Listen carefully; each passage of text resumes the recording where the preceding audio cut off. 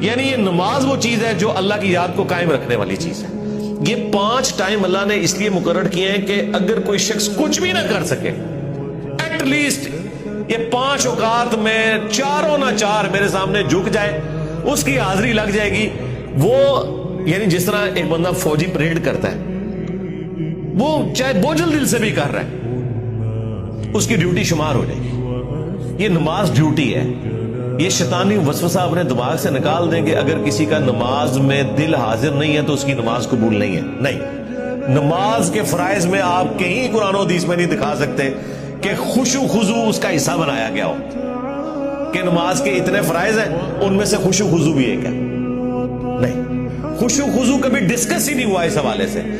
ترغیب کے لیے ضرور ہوا کہ اہل ایمان کی نشانی ہے کہ وہ توجہ سے نماز پڑھتے ہیں. یہ کہیں نہیں آیا کہ جو توجہ بٹ جائے اس کی نماز نہیں ہوتی، یہ کبھی نہیں ہوا.